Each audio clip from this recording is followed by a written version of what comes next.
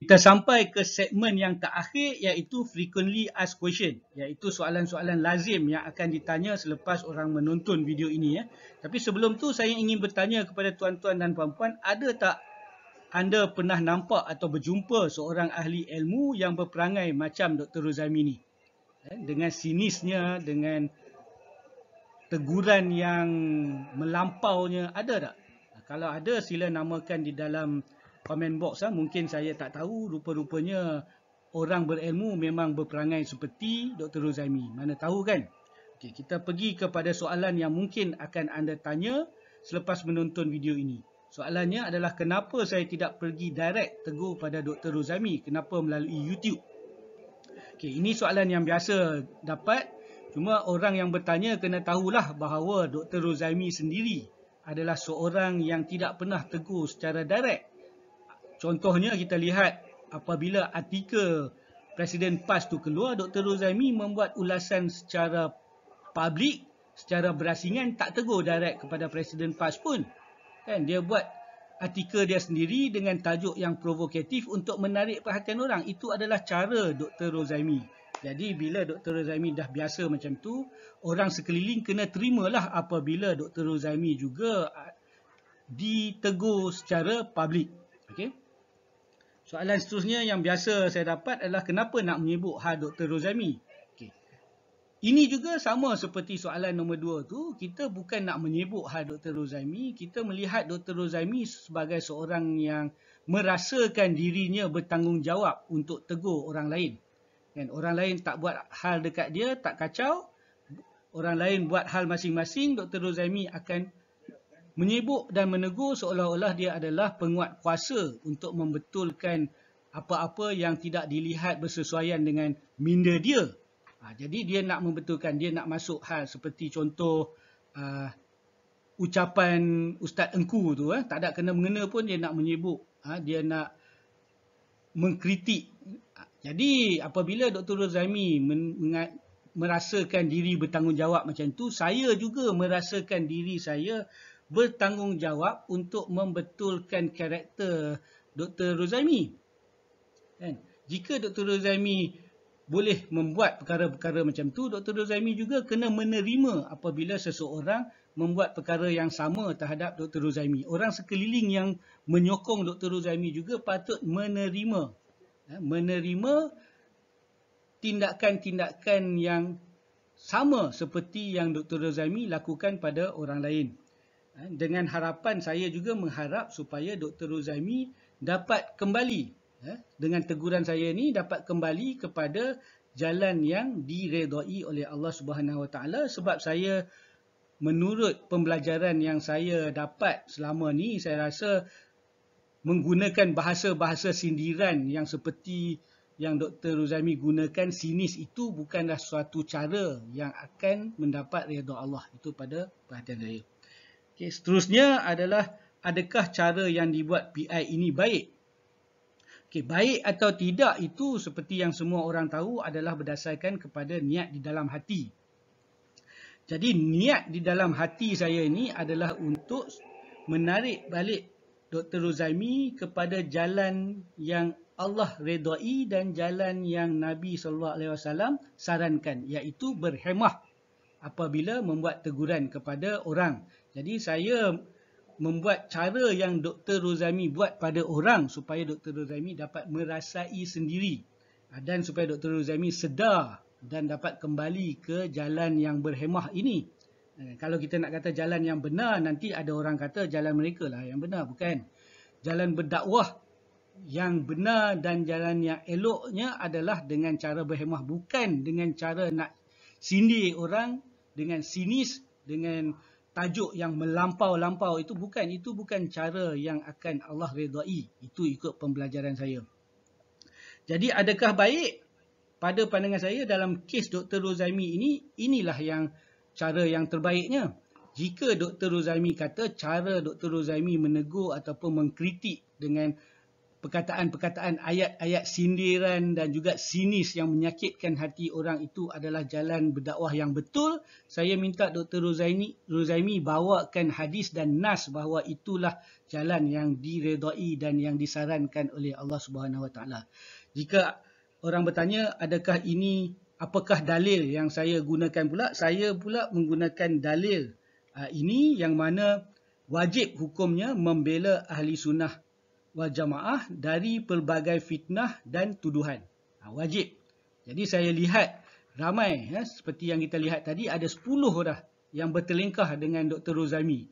Jadi bagi saya dah menjadi satu kewajipan sebab saya mempunyai platform untuk mempertahankan mereka dan mengingatkan Dr. Ruzaimi bahawa cara Dr. Ruzaimi ini adalah bukan cara sunnah dan bukan cara yang diredai oleh Allah Subhanahu Wa Taala. Jika saya salah dan nak mengatakan Dr. Ruzaimi adalah menggunakan cara yang betul, sila bawakan dalil dan nas Dr. Ruzaimi. InsyaAllah saya akan biarkan Dr. Ruzaimi teruskan dengan cara begitu. Okey, seterusnya nombor 5, perlukah hingga nak memfitnah? Okey, perkataan fitnah ini besar. Jadi jika seorang kata saya memfitnah, pertamanya saya nak jawab adalah kita lihat di dalam awal tadi, Dr. Ruzaimi and gang juga pernah menerima tuduhan-tuduhan memfitnah. Adakah betul mereka memfitnah? Memfitnah Ustaz Abu Syafiq dan sebagainya, menipu kalam ulama. Jadi adakah bila menerima tuduhan itu adalah benar mereka memfitnah? Jika nak kata saya memfitnah, katakan juga bahawa geng Dr. Ruzaimi dan Dr. Ruzaimi juga adalah orang-orang yang sering memfitnah orang lain. Jika nak kata saya bertindak buruk, katakan juga kepada Dr. Ruzaimi and gang. Jangan nak mengatakan, okey, Dr. Ruzaimi buat perkara-perkara buruk itu adalah dakwah, boleh diterima, dan orang lain jika buat adalah salah dan berdosa. Jangan nak kata macam tu. Kalau mengatakan apa saya buat ini buruk, begitu jugalah apa yang Dr. Ruzaimi buat. Anggaplah saya sebagai cermin Dr. Ruzaimi, saya menyampaikan kembali apa yang Dr. Ruzaimi buat pada orang lain. Keduanya, nak kata fitnah, adakah sengaja saya nak memfitnah? Tidak. Saya selalu jawab apabila orang kata fitnah, saya kata tidak, saya tidak memfitnah. Tidak ada fitnah di dalam video saya sebab apabila saya buat video ataupun ulasan, saya mengambil maklumat dan saya letakkan seperti mana maklumat yang saya dapat. Saya tidak buat adjustment, adjust sikit, edit sikit, tolak sikit ni bagi dia nampak sebagai lebih buruk dan sebagainya. Tak ada. Saya buat dengan jujur dan ikhlas untuk tunjuk kebenaran seperti mana yang saya dapat. Jika ulasan saya, bahasa-bahasa yang saya sampaikan itu mungkin ada keberangkalian, ada kekhilafan, salah guna bahasa perkataan yang saya gunakan tu mungkin ada kesilapan. Tapi jika nak kata sengaja nak memfitnah atau sebagainya, itu tidak sama sekali. Bagaimana dilihat, kenapa dilihat sebagai memfitnah, itu adalah kerana orang yang nak mengulas video saya itu, orang yang mengulas video saya dengan niat nak mempertahankan orang lain, tapi membuat naratif yang melencong dan salah terus. Bila salah naratifnya, nampak sebagai nak memfitnah. Kononnya disangka saya ambil klip video daripada sini, potong sini dan letak. Dia kata dan dia bagi link. Kononnya dengan memberi link, maka itulah tanda kejujuran. Itu semua adalah satu pesongan kefahaman kan. Dilusi, kononnya letak link saja, itulah tanda jujur. Bukan. Link yang dia bagi kononnya dikatakan saya ambil dari situ pun salah juga. Jadi naratif yang dibuat oleh orang yang respon itu yang menunjukkan sebagai seolah-olah fitnah. Padahal tidak fitnah, dia yang menipu. Ini adalah perkara yang kita tahu akan berlaku di akhir zaman ni. Orang yang benar dikatakan salah. Dan orang yang salah dikatakan benar. Inilah betul-betul berlakulah sekarang ni. Orang yang benar, saya sampaikan kebenaran, diolah dan dibuat naratif seolah-olah benda tu salah dan tipu. Padahal orang yang tipu itulah yang dipercayai oleh orang ramai. Okey, saya rasa itu antara soalan yang paling sering ditanya. Dan kesimpulan daripada video ini, saya nak mengatakan bahawa saya berpandangan bahawa Dr. Ruzaimi ini adalah seorang yang sangat bahaya. Seorang yang akan membawa kepada pertelingkahan yang lebih besar pada masa akan datang sekiranya Dr. Ruzaimi terus membuat kritikan dengan cara yang Dr. Ruzaimi buat sekarang. Itu yang saya nampaklah. Jadi saya membuat tindakan-tindakan supaya Dr. Ruzaimi boleh sedar dan diharap Dr. Ruzaimi akan berubah. Sebab jika dengan cara yang Dr. Ruzaimi guna sekarang, kita lihat Dr. Ruzaimi adalah dalam perjalanan naik pangkat, kemungkinan akan menggantikan Mufti Perlis nanti. Kemungkinan kita nampak perjalanan Dr. Ruzaimi nampak macam akan naik sehingga jadi mufti. Jika sekiranya Dr. Ruzaimi dilantik menjadi mufti dengan cara dan fi'il Dr. Ruzaimi yang ada sekarang, memang hancur. Memang rosak habis masyarakat kita. Jika baru rektor pun dah jadi macam ni dengan orang sekeliling, dengan tim medianya, dengan penyokongnya pun kita lihat bagaimana kacau bilau. Jadi apabila jadi mufti dengan ada kuasa membuat fatwanya, habis satu Malaysia. Walaupun mufti di negeri kecil Perlis itu, tapi kacau bilaunya seluruh Malaysia. Jika ada orang nak kata bagaimana saya ni ahli nujum ke? Bukan, ini adalah dinamakan sebagai preemptive thinking. Kita preempt, kita boleh nampak apa yang berlaku sekarang, dan jika Dr. Ruzaimi menjadi mufti, lagi teruk, rosak habis. Kacau bilau masyarakat, sosial media dan sebagainya. Jadi saya memang bimbang. Bagi saya memang sangat bimbang dengan keadaan yang sedang berlaku. Saya harap Dr. Ruzaimi apabila selepas melihat video ini mendapat kesedaran tentang cara yang dibawa olehnya yang mungkin akan membawa perpecahan yang lebih besar.